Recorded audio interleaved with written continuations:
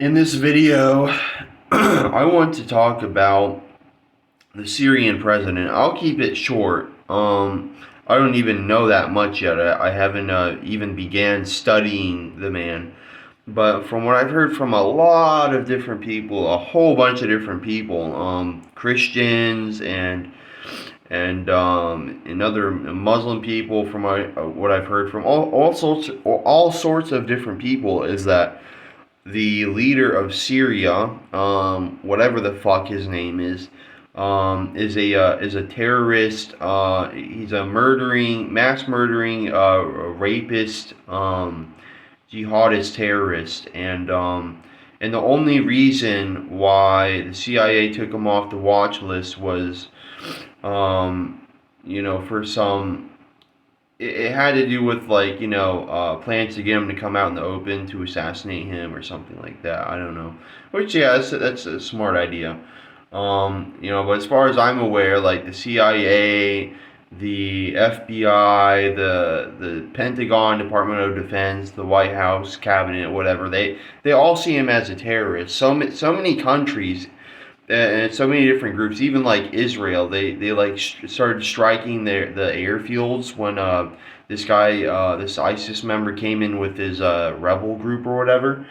And I mean, it's not the fact that he's a Muslim, that makes the man, extremely dangerous. It's the fact that he's a Muslim ISIS member, ex-ISIS member, but I'm sure deep down he just loves ISIS. I'm sure he still gets rock hard thinking about all the children he beheaded or R-worded when he was in ISIS. I'm sure he just misses that dearly. He just severely misses it, I'm sure. But you look at the behaviors of his soldiers. You look at it's his very soldiers. I'm not oblivious. I'm not completely aware of these rebels' behaviors. You know, Even though they're a government now, they're still the same people. All the psychopaths that were in ISIS, ISIL, these extremist jihadi groups or whatever, caliphate groups, whatever the fuck they are. These people that took over Syria are the same people. They're not any different. They're not any better people. Yeah, they have money now, but these people are psychopaths that like to commit mass murder and torture people to death. I mean, that's what ISIS is. This guy you cannot tell me that he's not just a Muslim who's in the quote quote religion of peace, but he's also an ex-ISIS member who killed a bunch of people, ordered the killings of a bunch of people. You cannot tell me that this guy just put on a suit after taking over Syria, and he's all of a sudden the president. He's a peaceful, nice guy who's trying to change. Yeah, right. Yeah, right.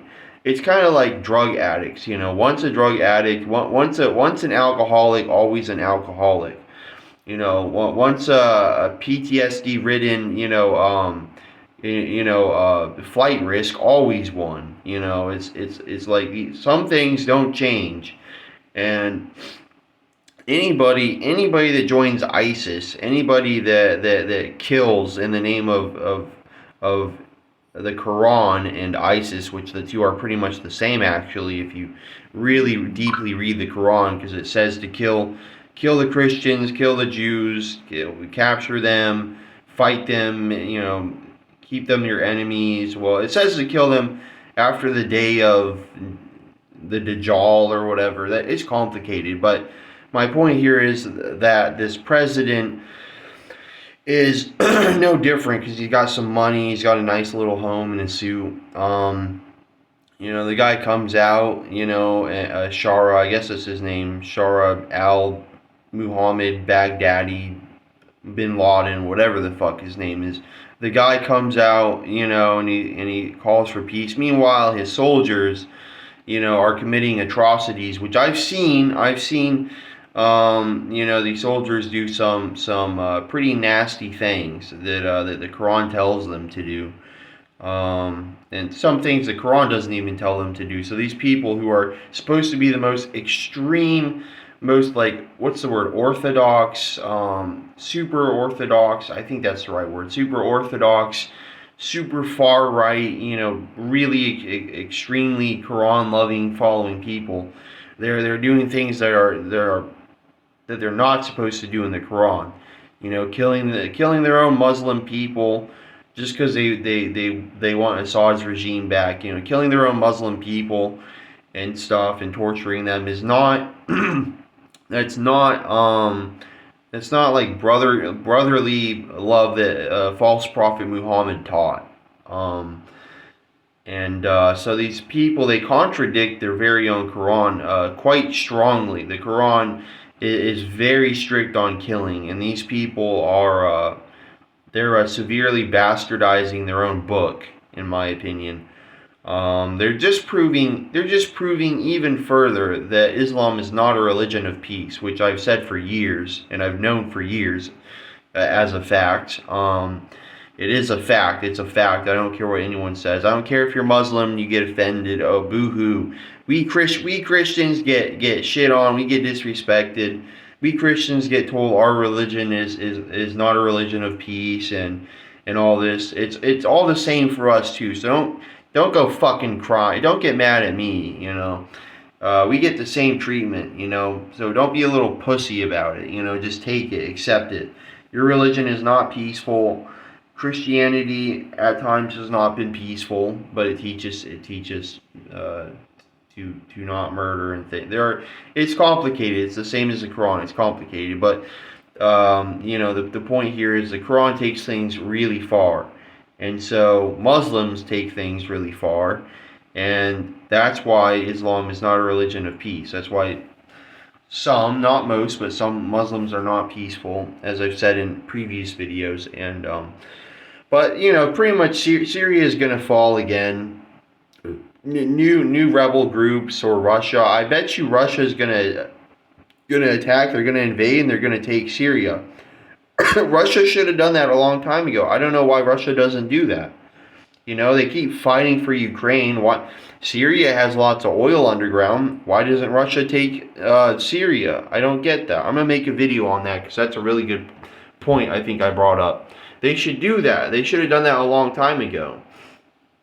But instead, Syria is being left to its own devices. That that they have an ISIS president and ISIS security force in their country with the jihadist, extremist Islam laws, and looking at how 1,000 people died already, I think we can see where this is going. And who cares if the Assad loyalists attacked first and they attacked, really, really strongly and violently. The pushback that I've seen from these ISIS members, is just disgusting. You can, I don't advise you do this. It might give you like trauma or something, but you can go on Google and look up Syria security forces brutal murder or rape or torture, and you'll see it. It's not isolated. All these people are ex-ISIS members. Okay, the guy literally brought ISIS to Syria. And if it were anyone else, if it were the Russian government, if it were the United States government, if it were Japan, Australia, some European nation, guess what? Israel wouldn't have started targeting, bombing missile silos or bombing weapon manufacturing facilities or bombing airfields and bombing airplanes and tanks. They wouldn't have done that. Israel wouldn't have bombed Syrian military areas, things of military importance, if these people that took over Syria were peaceful. It's just that obvious. Anywhere this guy, if his name is Shara, anywhere this Shara guy goes, trouble follows. He is trouble. The man is literally the definition of trouble. He's got a nice trimmed up beard, but he's still got the ISIS beard.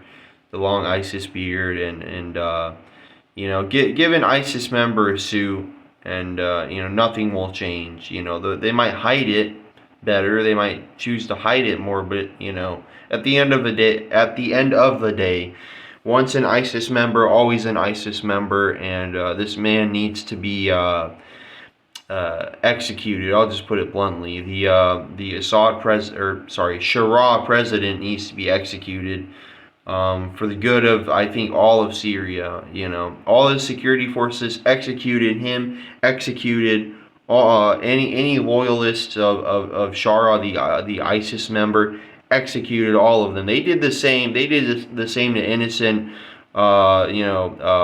Jews and Christians and atheists and stuff. They did the same to probably even their own Muslim people, which is like a huge offense in the Quran. These people are, they're like, oh, you violated a law in the Quran. You slept with another guy. Now we're gonna kill you. That's the kind of guy Shara is. He's not a peaceful man.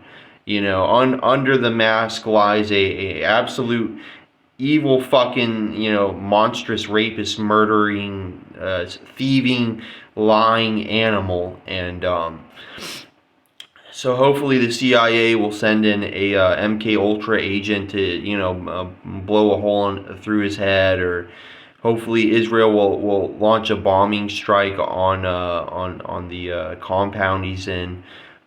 He's basically no better than Osama bin Laden. We need to treat it that way. Send in agents. The CIA needs to send in agents, spies, to see his movements, and then order a Reaper drone strike. That would be the best way to go. Yeah, just order a Reaper drone strike. Send in military ground forces. Joint Israel and European and American ground forces, and wipe out the the Syrian ISIS members that have taken over, and boom, no more terrorists in Syria.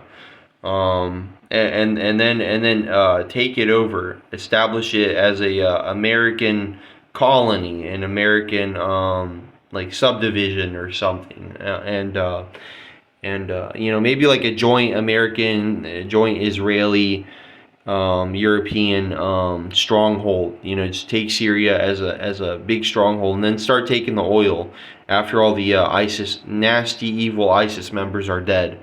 So yeah, that's just my opinion. Anyway, like, comment, subscribe, check out my other videos, and see you in the next one.